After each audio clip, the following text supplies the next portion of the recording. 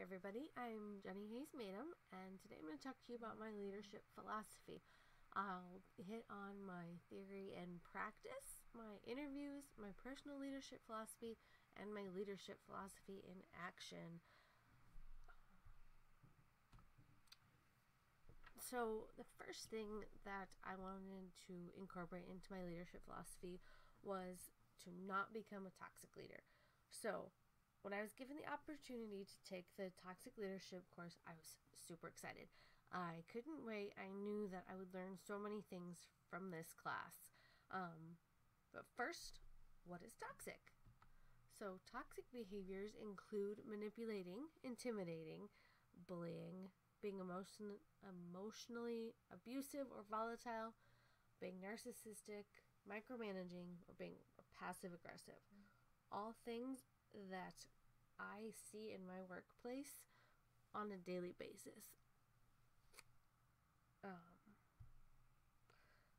These behaviors have a big impact on follower well-being, including psychological effects such as self-doubt, feeling highly stressed, anxious, depressed, emotional effects of mistrust, anger, and fear, and physical symptoms such as gastric upsets, hair loss, skin rashes, headaches, insomnia.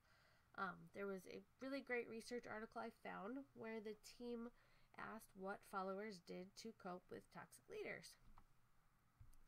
There are some common responses for coping with toxic leaders. They include inversion, direct communication, avoidance of contact, support seeking, and reframing.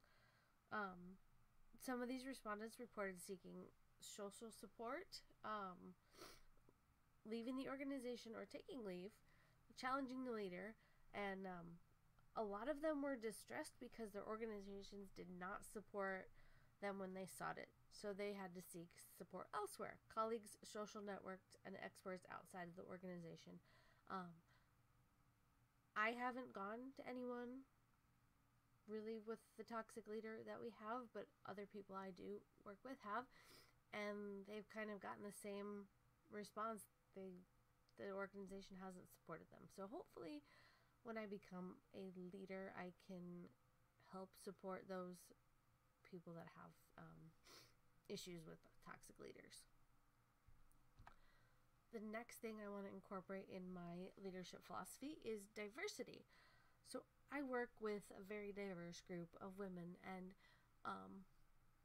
here we are at our Christmas party just last week, and I just wanted to show you all the fun ladies I work with. So there are skills necessary for working in a multicultural environment, and they include knowing your limitations. So for me, that means when we have a project, I'm not going to put all of the girls that like each other in one group. I'm going to split them up. Not that they don't like everyone, but there's some girls that are a little bit more friends with other girls. So I think if we put them in groups that are a little bit different, they'll learn to work together. Being non-judgmental, I am guilty of being judgmental, sometimes just on first impressions, which is not a good thing, but I'm learning to get over it. And then communication. I feel like I communicate pretty well. When I send out emails to people, I try to proofread them to make sure that they sound okay. One thing our manager is guilty of doing is sending out an email that says there's a mandatory meeting at 8 a.m. Well, it's 10 o'clock on that day, and no one's sure when the meeting is supposed to be. So I try to be as clear as possible when I send out any email, just so everyone knows what's going on.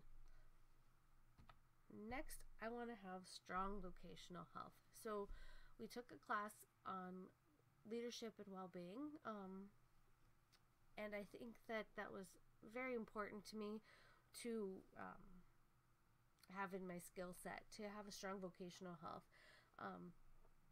Sometimes being locked into a job is a worry of mine. I know that I have opportunities to grow into a different place, but as toxic as my leader is, and as crazy as things get in the dental school, I am loyal to Creighton. I want to make sure my workplace